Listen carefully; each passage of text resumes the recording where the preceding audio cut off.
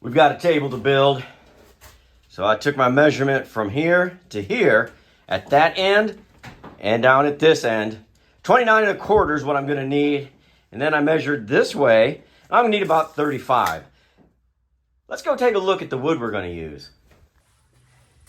All right, I got this measured off. So we're gonna be down to 35 inches. That's exactly what we need. We're gonna use the red oak plywood. Super expensive, so we cannot make a mistake. So I'm gonna get it cut down to 35. I'm gonna use our little edge here that works really well. And then once I get that cut down, then we can get our other dimensions and get this going.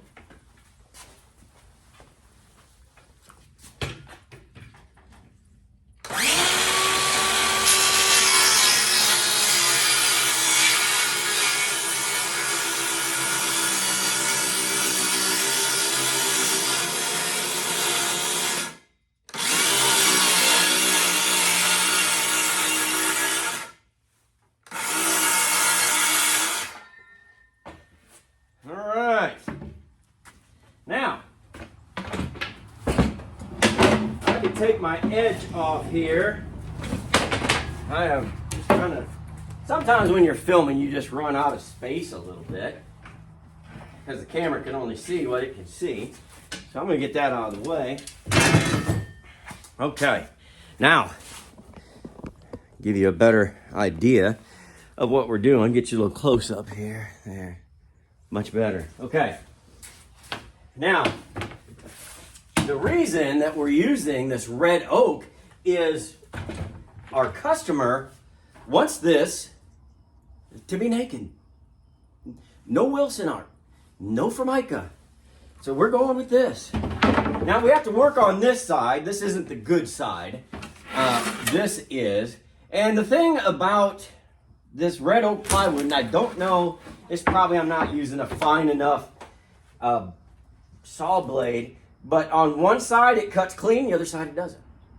So whatever side is up, you get this. A little jagged. That's okay, that'll sand, it'll be underneath, no problem, okay? So let's check our dimensions. So we're at right close to 35, right where we want it to be. Now, we said we wanted to be at 29 1/4. So we're going to come over here, and we're sitting at about 30 1/8. So we're going to have to take some off. So I'm going to flip this over, take a look. Both sides are good, no problem. This looks like the factory edge. So I may come over here. I probably cut this edge at some point. Looks like I did a heck of a job with it. I wonder what I was cutting with. Huh. It's nice though.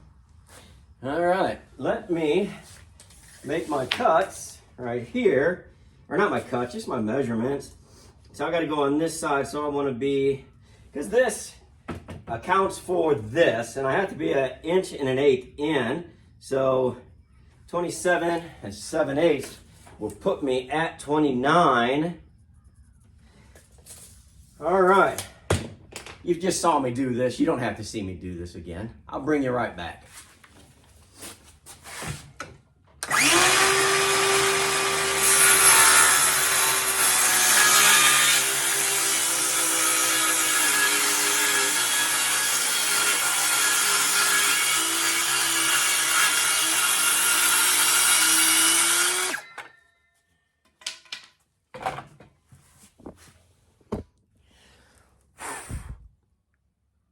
That's work, son. Oh, yeah. People always do that to make it look like they're working or something. I don't know. So, I just got to get these off. Let me bring you in on the subject here. There we go. I hope you love that camera work. I'm doing my best today. All right. Keep that out of there. Now, one more step on the cutting here. Let's move this down here. Oh, see that? More work. All right. Now, I've got to I don't want square corners when you go to sit down. You don't want to be cutting your waist off every time. So I'm going to take this 5-gallon bucket, set it right here, and this just gives me a little circle to work with, really. So I come right here. I'll come over here, do the same thing.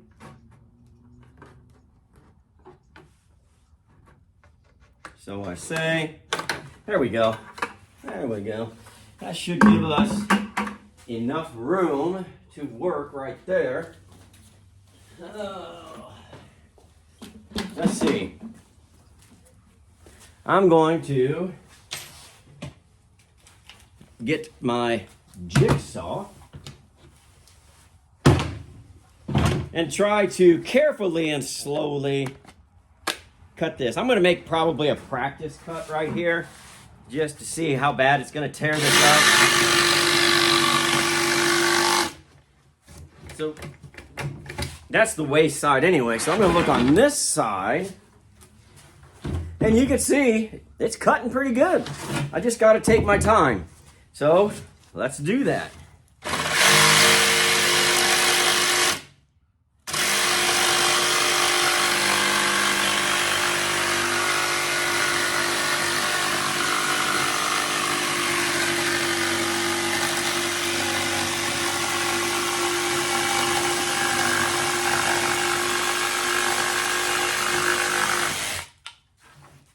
Okay, it looks terrible on this side, but that's not the side we're going to be looking at.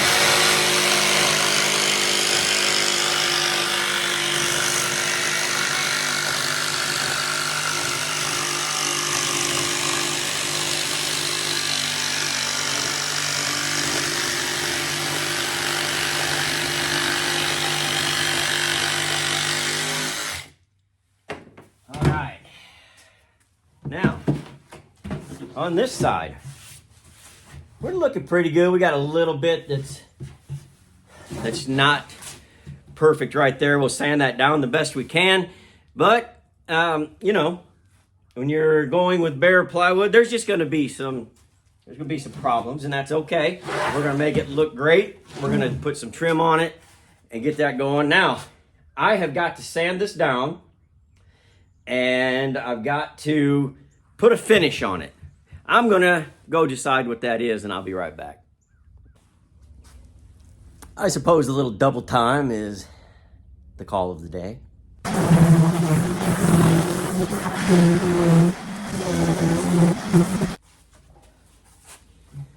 I don't like this. I don't like it at all. I think I'm going to get my straight edge out here.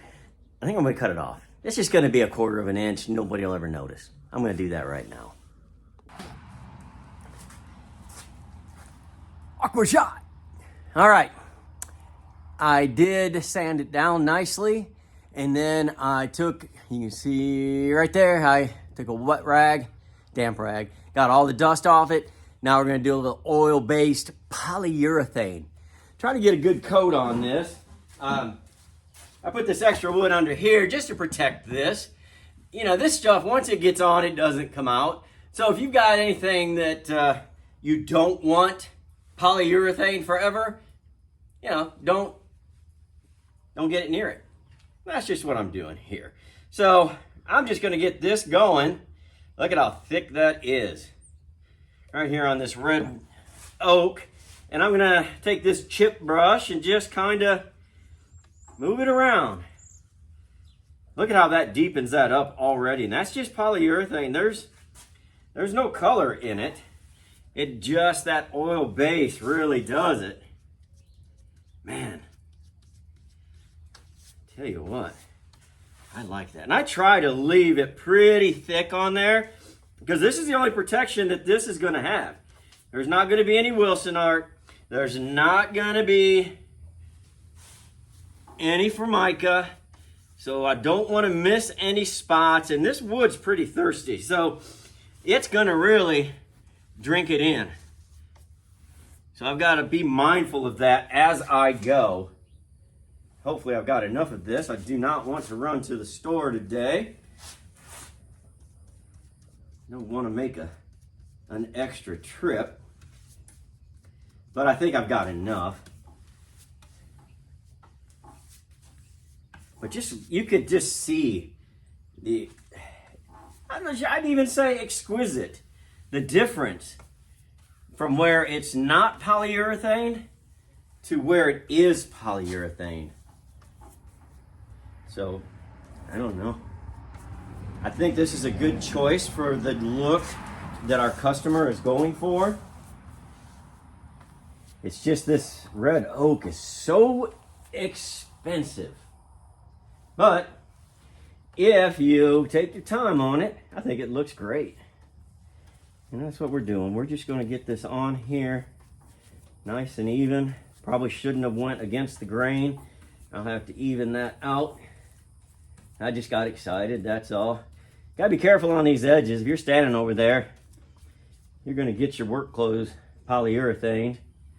So be careful of that, but you know, sometimes that's just part of the experience. So there's a little puddle right here.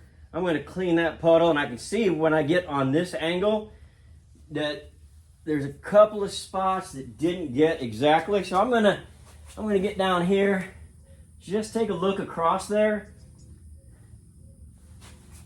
Looks like we got a couple of brush hairs in there. All right, those are out. Come over here, kind of take a look from this vantage point. There's another one. That's the thing about these chip brushes, but it's all right. It's all right. Oh, there's a big one right in the middle. She would see that one. If I ever did any work on any of your campers, you're gonna see these. That's how you know Rob the Rebuilder did it. They don't necessarily take all of them out. Well, I don't see any real bad spots. I'm gonna get that real good. And there's these little knot holes. Polyurethane finds its own level. So it'll fill that in and it'll be level. It'll just won't look like it. It looks like there's a knot hole there, and it's not, but it's flat. So I'm very pleased with this. This is, it's gonna take probably, I don't know, a few hours to dry perfectly. So we're gonna let it dry, and then really my next step after it dries is to put some aluminum edging on it. You've seen me do that before. I won't bore you with that. And this one isn't going to be held on. Where are we? It's not going to be held on by the end here. It's got the pole that goes in the middle, and then it has a mechanism that accepts it here, and then one on the floor. We'll have to put that in there. And we'll do that. Those are just our 2 steps left for that. I think that's all we're going to do on this video. I've got to make that kitchen sink work well. And really, it's just the same thing you just saw, except the sink's going in it. So I'll get that done, get them both polyurethaned, get them set up, and I'll show you how everything came out. I hope you liked today's episode. Kind of a rehash, but not really. I mean, we kind of used a real nice different finish, and that's cool. And every now and then, I like to do something different for you guys. So I'll be back in a few days with something that I think you're going to really like. See you then.